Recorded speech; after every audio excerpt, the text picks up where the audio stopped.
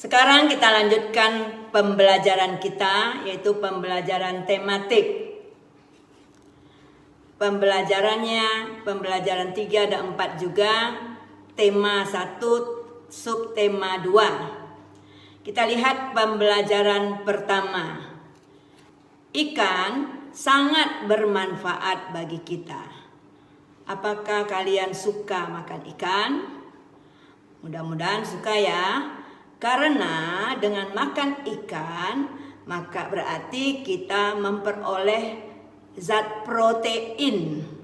Selain itu, ikan juga mengandung omega 3 yang dapat membuat tubuh kita tumbuh dengan sempurna. Berarti kita menjadi sehat.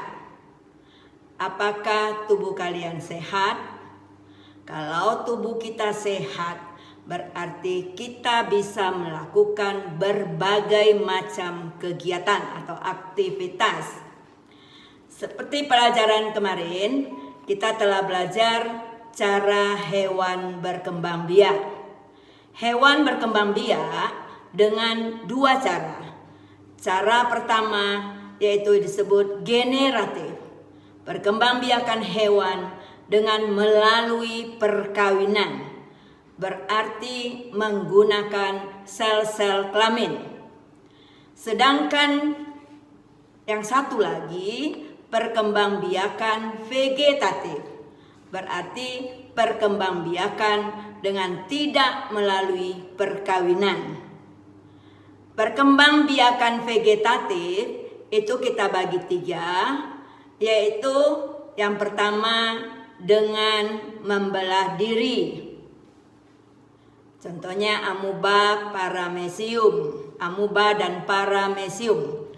Yang kedua dengan fragmentasi, yaitu hewan itu sendiri memutuskan bagian tubuhnya. Bagian tubuh yang putus itu akan menjadi hewan baru. Yang ketiga yaitu dengan tunas. Jadi hewan juga ada yang bertunas. Ya, tunas tumbuh di samping induknya. Nanti tunas yang tumbuh akan menjadi hewan baru. Contohnya hidra. Ya. Sekarang kita lihat perkembangbiakan generatif melalui perkawinan. Perkembangbiakan generatif terbagi 3, yaitu melalui 1, bertelur, 2, beranak, 3, bertelur dan beranak. Hewan yang berkembang biak dengan bertelur kita sebut ovipar. Sekarang kita lanjutkan dengan cara perkembangbiakan melalui bertelur atau ovipar. Berarti pada perkembangbiakan melalui ovipar, sebelumnya sudah terjadi pertemuan antara sel telur yang dikeluarkan oleh hewan betina dengan sperma yang dikeluarkan oleh hewan jantan. Terjadi perpaduan atau peleburan antara sel telur dengan sperma. Tetapi terjadinya di dalam tubuh hewan betina. Pembuahannya kita sebut dengan zigot. Nanti zigot berkembang menjadi embrio atau calon bayi atau calon anak. Embrio pada hewan bertelur itu disimpan di dalam telur yang ada di dalam tubuh hewan betina. Di dalam telur itu ada cadangan makanan. Berarti embrio mendapatkan makanan dari dalam telur tersebut, bukan dari induknya. Dan setelah beberapa lama, maka telur ini akan dikeluarkan oleh hewan betina. Dan telur yang dikeluarkan belum menjadi anak. Akan menjadi anak kalau sudah dierami oleh induknya. Berarti dierami oleh hewan betina. Ada kalanya 3 minggu seperti pada ayam, dierami selama 3 minggu, kemudian baru menetas menjadi anak ayam. Jadi telur dikeluarkan dari tubuh hewan betina, belum jadi anak, harus dierami. Jadi ciri-ciri hewan ovipar, 1, hewan ini tidak memiliki telinga. Yang kedua, hewan ini tidak mempunyai kelenjar susu atau puting susu. Yang ketiga, hewan ini harus mengerami telurnya hingga menetas menjadi anak ayam. Yang kedua, kita lihat perkembangbiakan hewan dengan melalui perkawinan atau vivipar.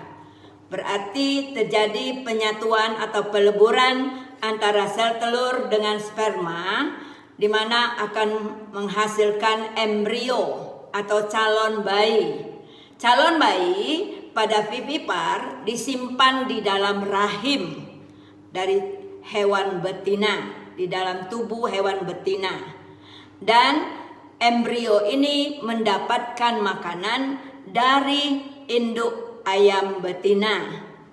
Berarti mendapatkan makanan dari induknya, yang kita sebut biasanya plasenta.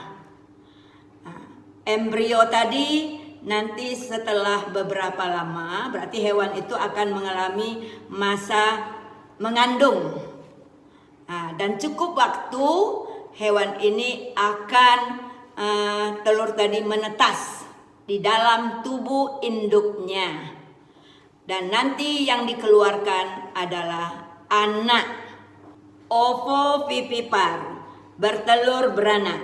Jadi ini merupakan perpaduan antara bertelur dan beranak. Jadi setelah terjadi peleburan antara sel telur dengan sperma yang kita sebut zigot, nanti zigot menghasilkan embrio, calon bayi, ataupun calon anak. Calon anak disimpan di dalam telur yang juga ada di dalam tubuh hewan betina. Dan embrio mendapatkan makanan dari dalam telur itu. Nanti setelah beberapa lama, telur itu akan menetas. Tetapi menetasnya di dalam tubuh hewan betina. Dan kemudian setelah menetas di dalam tubuh hewan betina, dan barulah dikeluarkan dari tubuh hewan betina. Ada kalanya hewan telur yang menetas dalam tubuh induk itu keluarnya anak yang masih terbungkus oleh cangkangnya. Ya, kalau kita lihat ada beberapa contoh dari hewan yang berkembang biak dengan bertelur, yaitu bangsa burung, termasuk di dalamnya ayam, bebek atau itik, puyuh, ya. Kemudian bangsa ikan, umumnya ikan bertelur, tetapi tidak semua ikan bertelur. Yang berikut bangsa amfibi, contohnya katak. Katak berkembang biak dengan bertelur. Kemudian bangsa reptil, ya, contohnya ular. Tetapi tidak semua ular bertelur. Ada yang bertelur beranak. Kemudian bangsa serangga, contohnya kupu-kupu, kemudian kumbang, kemudian lebah, itu bertelur. Contoh vivipar, beranak. Ini banyak ya, bisa kambing, bisa kelinci, bisa sapi, dan ada juga yang hidup di laut. Contohnya ikan paus, itu beranak. Walaupun dia dalam air, tetapi dia berkembang biak dengan beranak. Berarti dia tuh bernapas dengan paru-paru. Jadi teacher lupa tadi mengatakan bahwa vivipar, hewan yang berkembang biak dengan beranak, itu biasanya alat pernapasannya paru-paru. Lalu tubuhnya ditutupi oleh rambut. Kemudian dia mempunyai daun telinga, nampak daun telinganya. Kemudian dia juga mempunyai kelenjar susu. Jadi lumba-lumba, ikan paus hidup di air tetapi berkembang biak dengan beranak. Yang ketiga, ovovivipar. Contohnya ular boa, kemudian hiu macan. Jadi tidak semua hiu berkembang biak dengan bertelur beranak. Hiu macan berkembang biak dengan bertelur beranak. Kemudian kadal dan lain-lain. Sekarang teacher akan memberi tugas kepada kalian, yaitu membuat peta pikiran. Coba kalian lihat contoh di layar. Sekarang coba kalian lihat contoh di layar. Di sana ada dibuat peta pikiran. Contoh sebuah peta pikiran. Jadi dengan membuat peta pikiran, kalian kalau disuruh mempresentasikan, disuruh menceritakan tentang keadaan misalnya hewan ovipar, dengan adanya peta pikiran kalian mudah menceritakannya karena sudah ada poin-poinnya, langkah-langkahnya. Coba lihat di layar ya, ovipar, kemudian penjelasan. Berarti di sana kalian harus menjelaskan tentang ovipar, hewan berkembang biak dengan bertelur, dijelaskan di sana. Kemudian dilanjutkan dengan ciri-cirinya. Kalian tuliskan lagi apa ciri-ciri dari ovipar. Tadi teacher sudah sebutkan ya.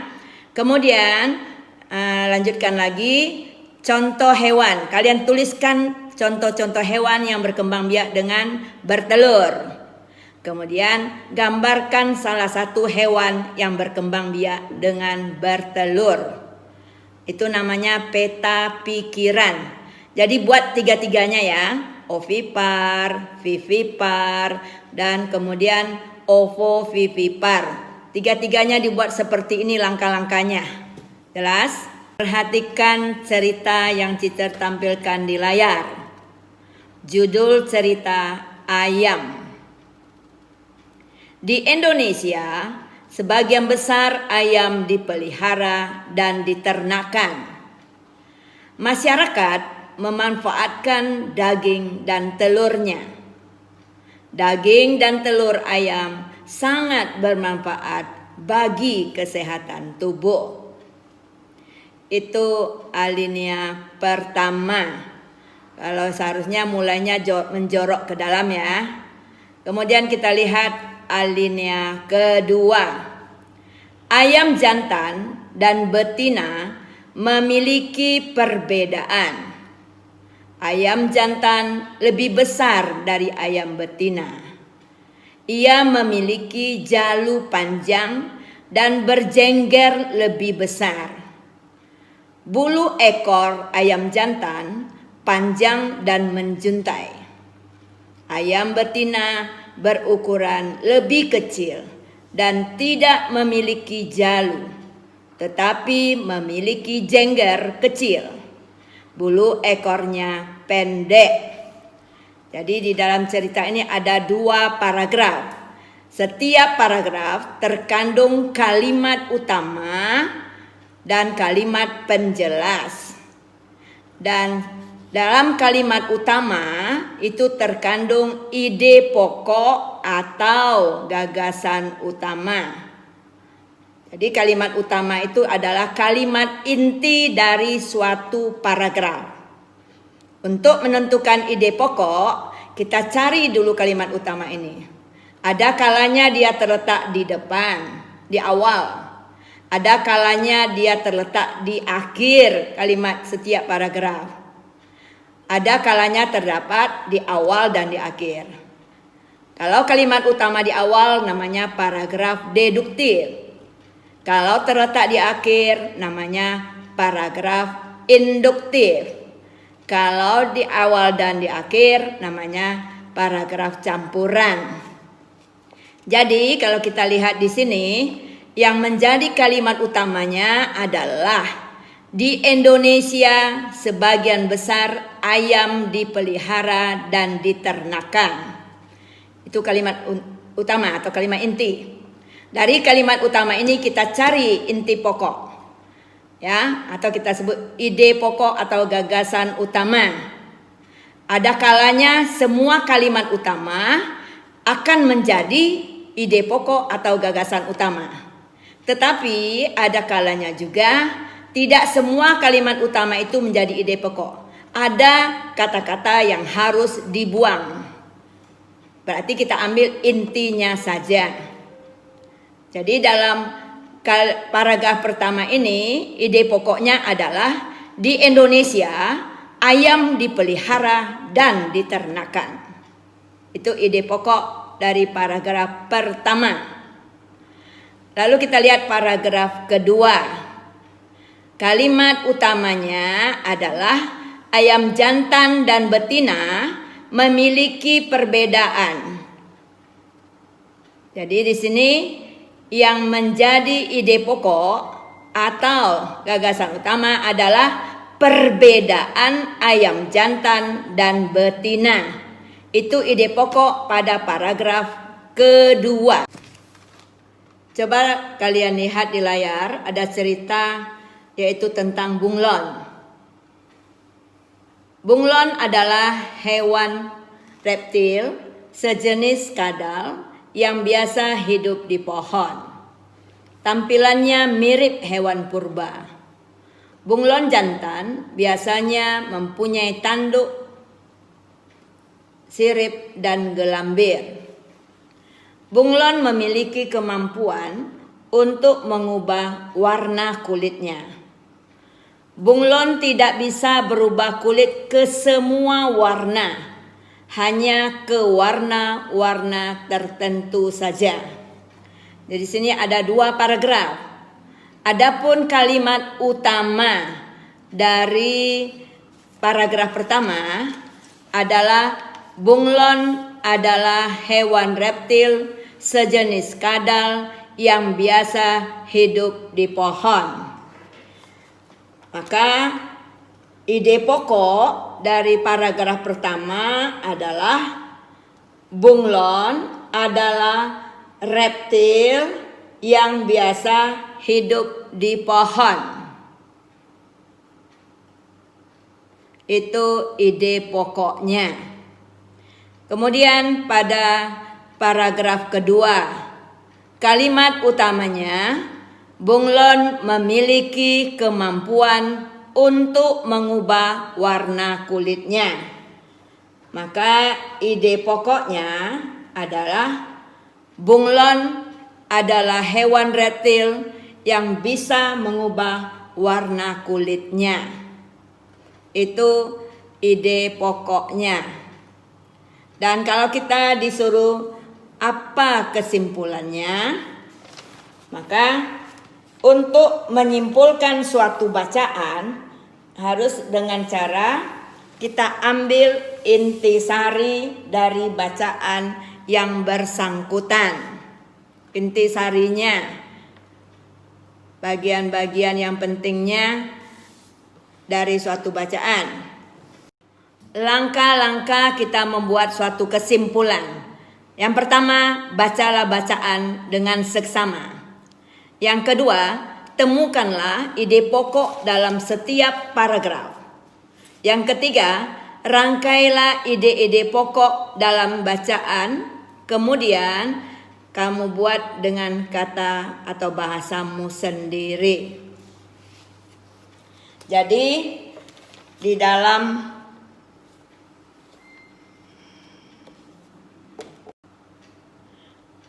Jadi kesimpulan dari cerita bunglon ini adalah bunglon adalah hewan reptil yang biasa hidup di pohon dan dapat mengubah warna kulitnya.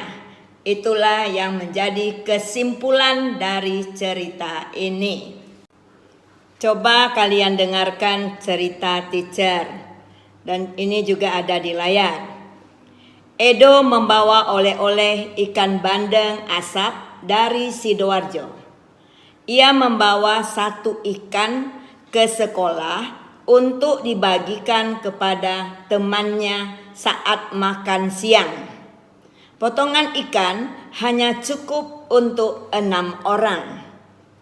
Saat makan siang tiba, selain sahabatnya, 3 orang temannya yang lain ikut bergabung. Semuanya ada sekitar 9 orang mengelilingi meja kantin. Edo bingung. Ya, kalau kita lihat cerita di sini, Edo merasa bingung bagaimana ikan yang tadinya hanya untuk 6 sekarang teman datang 3, berarti harus dibagi juga kepada teman yang baru datang. Maka jalan yang dipilih oleh Edo adalah memusyawarahkan dengan temannya yang berenam, dengan temannya yang awal tadi. Bagaimana kalau ikan kita bagikan dengan yang 3 lagi? Berarti biarlah kita dapat sedikit asal teman-teman kita juga yang lain dapat. Berarti mereka mengadakan musyawarah.